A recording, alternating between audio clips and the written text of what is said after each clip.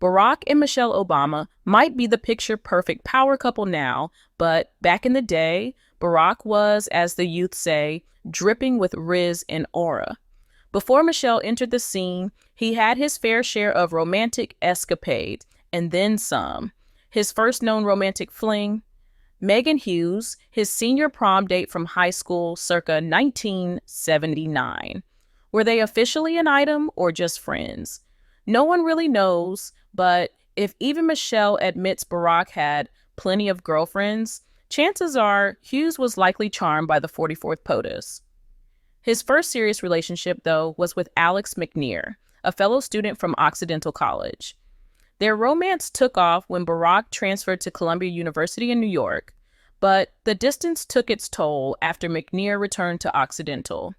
They kept the spark alive through letters, and let's just say Barack wasn't shy about pouring his heart out.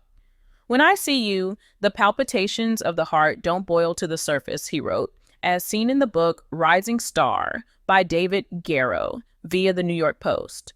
"I care for you as yourself, nothing less, but also nothing more." While things fizzled with McNear, Barack didn't stay single for long. Next came Genevieve Cook, who not only dated him, but even shared an apartment with him briefly.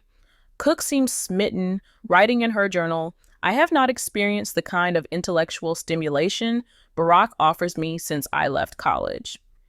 Their relationship ended in 1985, and Barack took a breather from romance, at least until Sheila Jager came into the picture. But she wasn't just another girlfriend. She was the woman he nearly married. If she had said yes, she'd probably the one we'd call Mrs. Obama today. Barack Obama famously got down on one knee for Michelle in July 1991, but not many may know that it was actually his third attempt at locking down a wife. The first two proposals, those went to Sheila Jager, and both times she turned him down. The first rejection happened in 1986 during a visit to Jager's hometown, where Barack met her parents. They apparently weren't too thrilled about their daughter settling down so young. "Not yet," she told him at the time. They kept dating, but Jager noticed a shift as Barack's political ambitions kicked into high gear. The man had his eyes on the presidency, and somewhere along the line, he decided that his path to the White House didn't include Jager. According to David Garrow, Barack felt the need to fully identify as African American, a choice he believed wasn't compatible with staying with Jager, who was white. The tension only grew, and Barack proposed again before heading to law school, a move Jager described as stemming from a sense of desperation. After that, Jager moved to Seoul, and while they stayed in sporadic contact, their relationship never recovered. In Jager's absence, Barack met Michelle. What started as a mentor-mentee dynamic quickly blossomed into something more. Barack worked his charm, and the rest, as they say, is history. To this day, they are as in love as ever. "Miche, after 30 years, I'm not sure why you look exactly the same, and I don't," he wrote in an Instagram post on their 30th anniversary. "I do know that I won the lottery that day, that I couldn't have asked for a better life partner." Barack Obama wears many hats. He's a father, husband, former senator, and former president of the United States. Over the course of more than 2 decades, he's even played author by documenting much of his experiences in a handful of books. His earliest, Dreams from My Father, which was published in 1995, remains a strikingly honest and political coming-of-age novel that recounts the first Black president's time navigating a dual identity as a multiracial child, teenager, and then adult. Later novels, like The Audacity of Hope, offer a similar rawness about himself. Over the course of Obama's books, America has been given a glimpse into the life, mind, and what feels like the consciousness of the 44th President of the United States of America. Now, 4 years after leaving the White House, Obama completed the first volume of his 2-part series called A Promised Land. The book is not only a revelatory account of his time on the presidential campaign and in the West Wing, but it also paints for the reader an intimate picture of the president during his highs and lows in office, his hopes, disappointments, fears, aspirations, and even precious moments with his family of four. In the new memoir and his past books, former President Barack Obama reveals in detail the lasting impact his mother, grandparents, and father's omnipresence has on his values and decisions. He describes how his grandmother would wake every morning to work at a local bank in Hawaii, eventually climbing the ladder to managerial status, and how his grandfather and father had a larger-than-life presence to him as a boy. While some of the notions Obama had about the adults in his life wore off with age and experience, he also divulges how some of the life lessons his mother imparted on him from a young boy stick with him to this day. One particular incident happened when Obama was still in grade school, he recounted to Pop Sugar. In the book, I write about a time my mother found out I was part of a group that was teasing a kid at school, he said. She sat me down and said, there are people in the world who think only about themselves.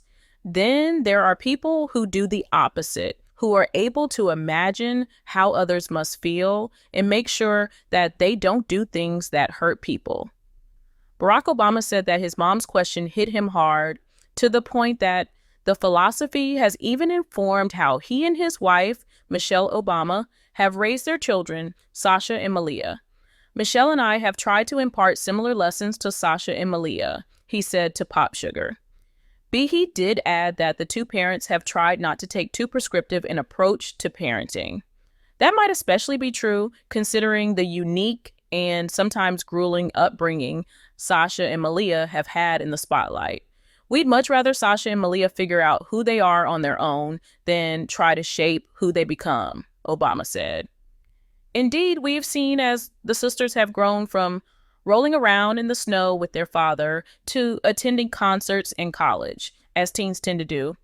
Though we do always make sure to tell them when we're proud of them, just as my mother did with me, the famous father said. The marriage between former President Barack Obama and former First Lady Michelle Obama had couple goals for many supporters who witnessed their 8 years leading the country and raising kids in the White House. The Obamas have previously shared details about their wedding day and other stories about their relationship, but the 44th president's third memoir, due out November 17, 2000, delves deeper into the adversity their marriage endured during his time in office. In A Promised Land, former President Obama reveals that he sensed that his partner was struggling behind the scenes.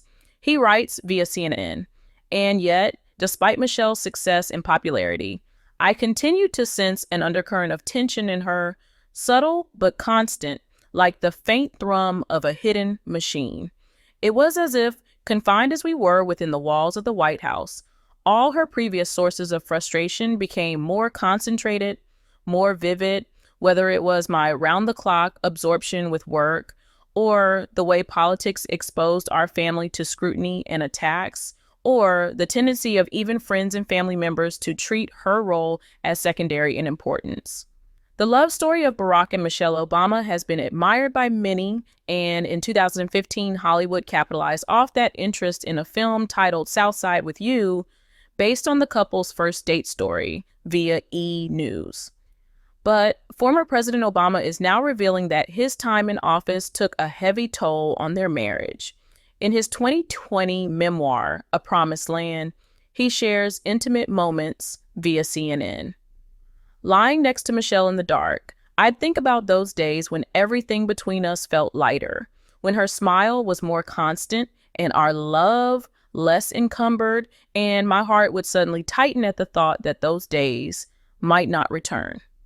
It's been about 4 years since the Obamas moved out of the White House. He doesn't spend any time at all wishing he were back in the Oval Office. One of his senior advisors, Valerie Jarrett, told NBC News in 2018, he is just very much enjoying the new chapter of his life, and he's had a chance to spend real quality time with Mrs. Obama and his family. Former President Barack Obama knows he's not the flawless leader some might paint him to be, but he takes pride in steering clear of controversies that could have derailed his presidency. However, if you dig a little deeper, you'll find he's got a few skeletons in his closet. When he left the Oval Office, the Pew Research Center reported that roughly 45% of Americans remembered Obama as being above average or outstanding. The rest of the world appears to have a favorable view of him too, with the think tank noting that 65% of people in the 40 countries polled still trust him. Obama himself is quite proud of his clean record. Boasting at MIT's Sloan Sports Analytics conference via CNN, "We didn't have a scandal that embarrassed us. I know that seems like a low bar. Generally speaking, you didn't hear about a lot of drama inside our White House." But just because he has a relatively clean image doesn't mean Obama is without his shady moments. Especially in his younger years, the former president did some eyebrow-raising things. From schoolyard scraps to dodgy cheating rumors, here are a few of the shadier sides of Obama that you might not know about. Barack Obama might not strike you as the type to get into physical brawls, but in his memoir, Dreams from My Father, he revealed a 7th grade incident in which he left a friend with a bloodied nose. The trigger? The friend called him a racial slur, and young Obama didn't hesitate to throw a punch. The former president detailed this in a guest appearance on Bruce Springsteen's Renegades Born in the USA, telling the singer that his reaction was pure instinct. It's one of those things where he might not even know what the slur was. What he knew was, "I can hurt you by saying this," Obama said. "I remember I popped him in the face and broke his nose. It was just reactive. I said, 'What?' And I popped him. He was like, 'Why'd you do that?' And I explained to him, I said, 'Don't you ever call me something like that?'" To cut the guy some slack, Obama wasn't out there picking fights for fun. He simply stood up for himself.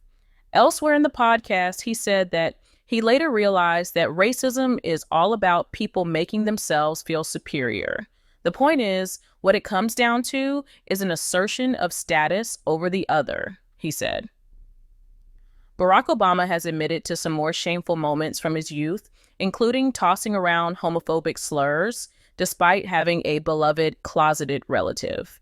In his memoir, A Promised Land, he got real about his past ignorance regarding LGBTQ+ issues. "I grew up in the 70s, a time when LGBTQ life was far less visible to those outside the community, so that Obama's grandmother Toot's sister and one of my favorite relatives, Aunt Arlene, felt obliged to introduce her partner of 20 years as my close friend Marge whenever she visited us in Hawaii," he recalled via LGBTQ Nation. At the time, he admitted that he and his friends sometimes threw around words like "fefetchy" or "gay" at each other as casual put-downs, callow attempts to fortify our masculinity and hide our insecurities. It wasn't until Obama stepped foot in university that he finally woke up to the realities of LGBTQ+ life and realized how damaging those slurs were. Once I got to college and became friends with fellow students and professors who were openly gay, though, I realized the overt discrimination and hate they were subject to, as well as the loneliness and self-doubt that the dominant culture imposed on them, he added. I felt ashamed of my past behavior and learned to do better. It's no secret that Barack Obama used to be quite the smoker. While it's been years since he quit, he previously shared that he picked up the habit when he was a teenager, and during particularly stressful periods in his life, he would almost polish off a whole pack in a single day. "Probably at my peak, I was smoking 7 or 8 a day," he told Men's Health. "More typical was 3. There have been a couple of times during the campaign when I fell off the wagon and bummed one, and I had to kick it again."